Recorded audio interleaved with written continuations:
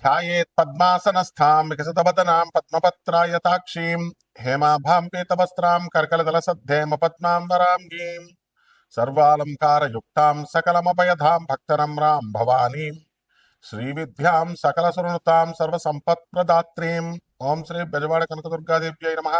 ఓం శ్రీ దుర్గామల్లీశ్వరాభ్యాం నమః. మనకి ఈ యొక్క గురుగ్రహము తర్వాత శుక్రగ్రహము ఇవి ముఖ్యమైనటువంటి గ్రహాలు. గురుస్థానంలో మనకి ఉండాలన్నా లేకపోతే ప్రతి మనిషి కూడా పరువుగా జీవితంలో బ్రతకాలన్నా, పేరు ప్రతిష్టలతో పాటు భూలోకంలో ఉన్నటువంటి సకల సంపదలు అనుభవించాలన్నా, కార్లు, మేడలు, ఇలాగా విల్లాలు కొనాలి, ఉద్యోగాలు మంచిగా రావాలి, ఇలా అనుకుంటారు కదా. ఈ 2 గ్రహాల్లో కంపల్సరీ వీటి యొక్క అనుగ్రహం మనకు ఉండాల్సిందే. అలా కాకుండా మనకి పెద్దవాళ్ళు చిన్నప్పుడేమో తల్లిదండ్రులు చెప్తారు. అది రవిచంద్రులు ఇద్దరు కూడా. తల్లి చంద్రుడు, తండ్రి రవి.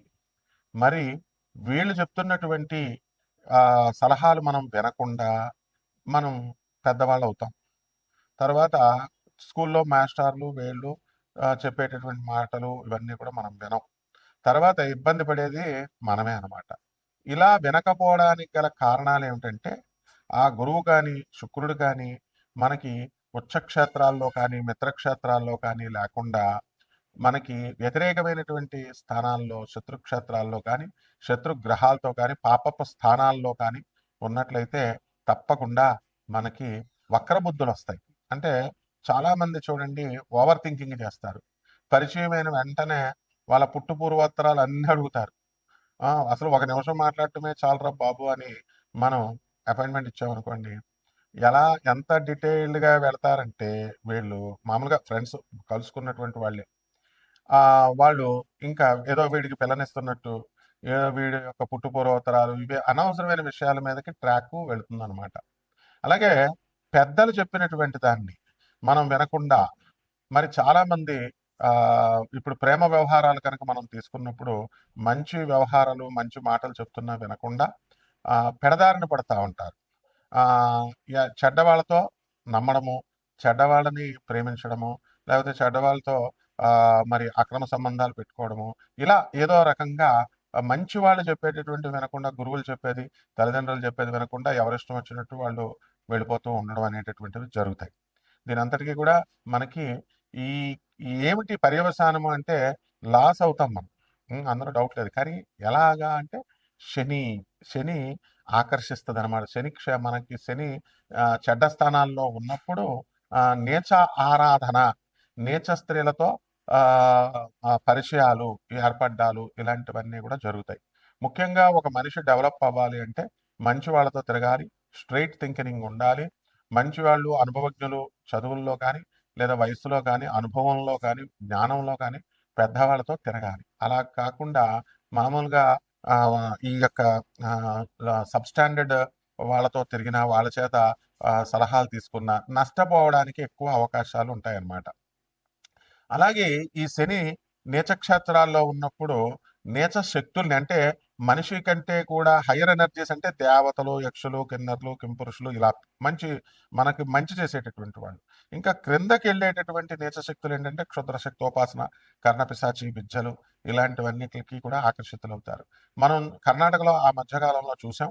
ఒక వ్యక్తి ఫోన్ నెంబర్లతో సహా అన్నీ చెప్తున్నాడు. అది కర్ణపిశాచి స్వాధీనమైనప్పుడు అవన్నీ మామూలుగా చెప్తాయి. అవి పెద్ద విద్య కాదు, అది మీరు కూడా చేసుకోవచ్చు, ఎవరికి కావాల్సిన వాళ్ళు చేసుకోవచ్చు. అయితే అలాగే పశ్చిమ గోదావరి జిల్లాలో మనకి దువ్వ దగ్గర రెడ్డిచెర్ల సిద్ధాంత గారి పెద్ద పేరు అనమాట. ఆయన కూడా ఏదడిగితే అది మీ జేబులో ఉన్న డబ్బులతో సహా ఎంత ఉన్నాయో అంత చెప్పేవారు. అలా ఇవన్నీ వినడాలు కానీ ప్రాక్టికల్గా వెళ్ళినటువంటి వాళ్ళకి అనుభవాలు. కాబట్టి ఈ ఇప్పుడు టాపిక్ ఏమిటంటే ఈ చెడ్డవాళ్ళతో మాట్లాడటము, చెడ్డ తల్లిదండ్రుల మాట వినకపోయినా, గురువుల మాట వినకపోయినా ఏమవుతుందంటే కర్ణ పిశాచి లాంటి శక్తులు కొన్ని ఉంటాయి. అదే నెగిటివ్ ఎనర్జీస్ అంటాము. అవి మనల్ని మనం పిలవకుండానే అవి మన దగ్గరికి వచ్చేస్తాయి అన్నమాట. అంటే దానికి పెద్ద ఉపాసన చేయాల్సినటువంటి అవసరం లేదు. జస్ట్ ఒక 4 సార్లు 5 సార్లు ఆ పేరుని మనం ఉచ్చరించినంత మాత్రానే చెడుని చాలా తొందరగా వచ్చేస్తుంది మనకి. మంచి రావాలంటే కొన్ని సంవత్సరాలు పేరు తెచ్చుకోవాలి.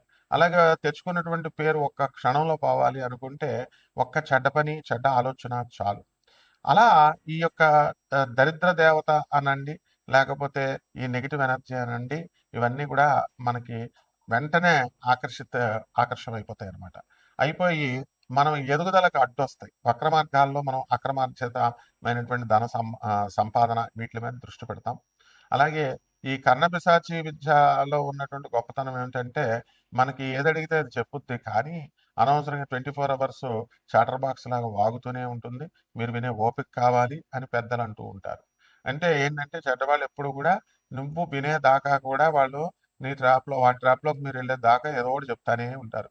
అందువల్ల మంచి జ్యోతిష్కులు చూడండి, మా గురువుగారు మధుర కృష్ణ శాస్త్రి గారు ఎక్కువ మాట్లాడేవారు కాదు. ఎవరిదైనా చార్ట్ చూస్తే ఒక క్షణం చూసి, బాగుంది. లేదా బాలేదంతే. రెండే 2 ముక్కలు చెప్తారు. అలా కాకుండా ఇది, అదని చెప్పేటటువంటి వాళ్ళంతా కూడా చాలా మందిని మనం చూస్తున్నాం.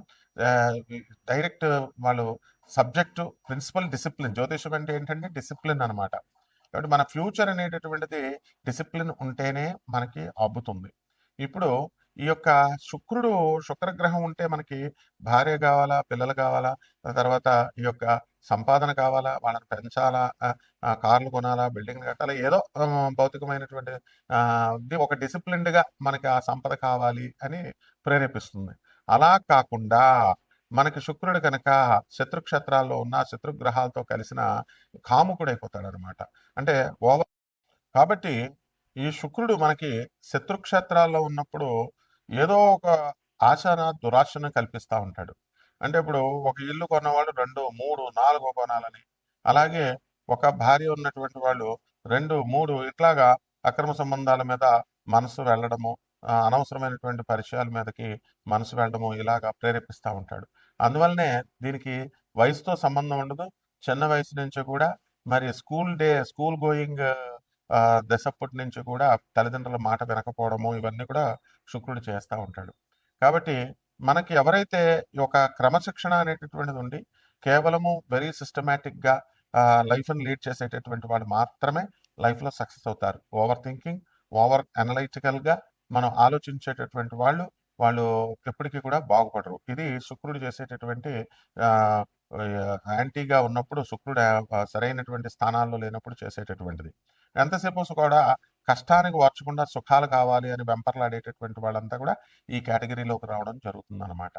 కాబట్టి మనం ఏం చేయాలి? ఇటువంటి నీచమైనటువంటి స్త్రీలతో పరిచయాలు అనే కాకుండా శాస్త్రం ఏం చెప్తుందంటే నీచ శక్తుల యొక్క ఆరాధన మీదకు మనసు వెళుతుంది. అదే కర్ణపిశాచి. అంటే క్షుద్ర శక్తులని, మ్యాజిక్స్ అని, ఇప్పుడు కొంతమంది విభూతులు సృష్టిస్తారు, శివలింగాలు సృష్టిస్తారు, ఏవేవో ఇలా రూపాయి కాయిన్లు ఇలాగా వేయడాలు, ఇలాగ విభూతులు సృష్టించడం, ఇలా పెద్దవాళ్ళ దగ్గర లేకపోతే ప్రజల దగ్గర గారడీ విద్యలు అంటారు వీటిని. దీనంతటికీ కూడా ఈ విద్యలు రావడం పెద్ద గొప్ప కాదు. ఈ కేవలం ఒక 7-8 రోజుల్లో వచ్చేస్తే చేసి చూపించినటువంటి వాళ్ళు చాలా మంది ఉన్నారు. అందువల్లనే ఇప్పుడు మనం ఎక్కడైనా సరే ఏ బాబా అయినా, ఏ స్వామీజీ అయినా ఇలాంటి గారడీ విద్యలు చేస్తున్నారన్నా, ఏ మంత్రగాళ్ళైనా చేస్తున్నారన్నా వీళ్ళంతా కూడా ఈ కేటగిరీకి చెందినటువంటి వాళ్ళు. అంటే శని వాళ్ళకి నీచ స్థానంలో ఉండి ఆ శక్తులు ఆకర్షిస్తూ ఉంటాయి. అందువల్ల గృహస్థ ధర్మంలో ఉన్నటువంటి వాళ్ళకి ఎంతసేపు కూడా గురుడు, శుక్రుడు మంచి స్థానాల్లో ఉండాలి. అప్పుడు మాత్రమే మనం ఒక క్రమబద్ధంగా మనం జీవితాన్ని మనం వెళ్తాం అనమాట. ఈ అక్రమ సంబంధాలు పెట్టుకొని అనవసరంగా భార్యా పిల్లల్ని బాధ పెట్టడము అనేటటువంటిది అప్పుడు వాళ్ళకి రియలైజ్ అవుతారు. అంతేగాని మనం ఎన్నో ఉపన్యాసాలు చెప్పినా, ఎంతమంది బంధువులు, మిత్రులు చెప్పినా కూడా వినరు.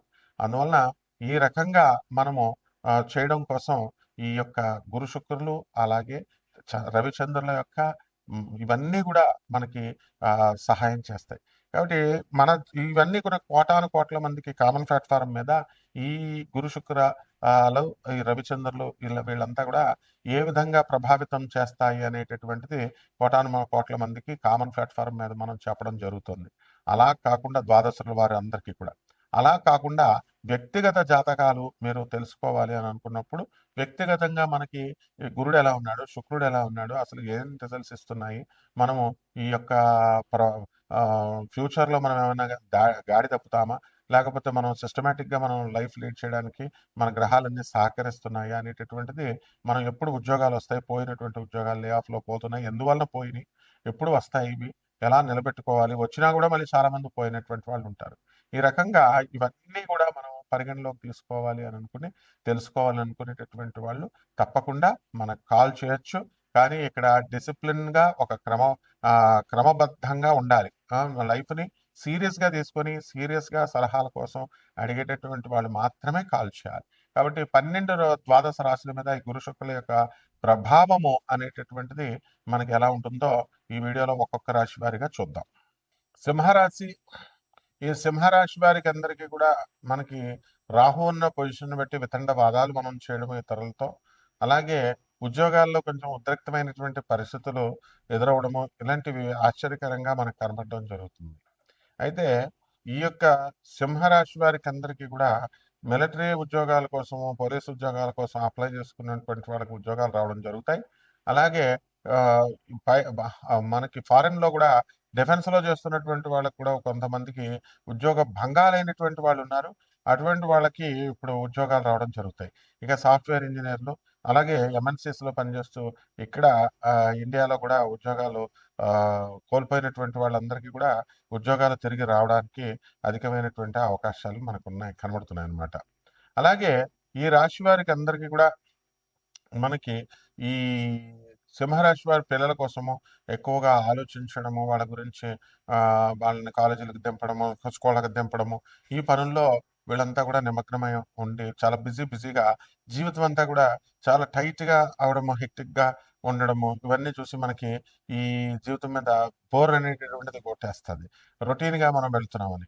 అయితే దాన ధర్మాల్లో వీటిల్లో కూడా వీళ్ళు కాస్త ఎక్కువగా చేస్తుంటారు కాబట్టి సింహరాశి వాళ్ళు కనుక ఈ యొక్క పుణ్య ప్రభావం వలన, గురు శుక్రుల యొక్క ప్రభావం వలన వీళ్ళకేమవుతుందంటే కాస్త ఊరట అనేటటువంటిది ఉంటుంది.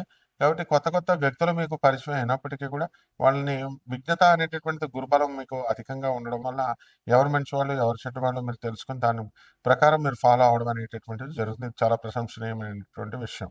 అయితే బంధువుల్లో మీరు ఈ యొక్క అత్తగారులు, మామగారులతో సఖ్యత అనేటటువంటిది మీరు చేసుకుంటూ ముందుకు వెళ్తారు. అలాగే కొత్త స్థలాలు, కొత్త ఇళ్ళు మీ పేరు మీద కొనుక్కోవడం జరుగుతాయి. నూతన ఆభరణాలు కొంటారు. అలాగే నూతన వస్తువుల్ని కూడా కొనడం అనేటటువంటిది మీకు జరుగుతాయన్నమాట. అందువలన ఇగ ఈ యొక్క రాశి వారికి అందరూ కూడా ఊర్లు వెళ్ళడము, ఆ తర్వాత కొత్త వ్యాపారాలు ప్రారంభించాలని మనకి మనసుకు అనిపించడము, ఇవన్నీ కూడా చేస్తారు. అయితే మీకు ఈ మీ పిల్లల పెళ్ళిళ్ళు చేయాలి అనేటటువంటి ఆలోచన చాలా ఎక్కువగా వస్తూ ఉంటుంది. కాబట్టి వాళ్ళు దానికి సంబంధించినటువంటి ప్రయత్నాలు మీరు చేస్తూ ఉంటారు. ఆ ప్రయత్నాలు ఎంతవరకు సఫలమవుతాయి? ఇప్పుడు శుక్ర మూఢం ఉందండి అనేటటువంటి డౌట్లున్నాయి మీకు ఫిబ్రవరి 1, 2026 సంవత్సరం దాకా. అందువల్ల ఏ పరిహారాలు చేసుకుంటే మంచిగా అవుతుందో చూద్దాం.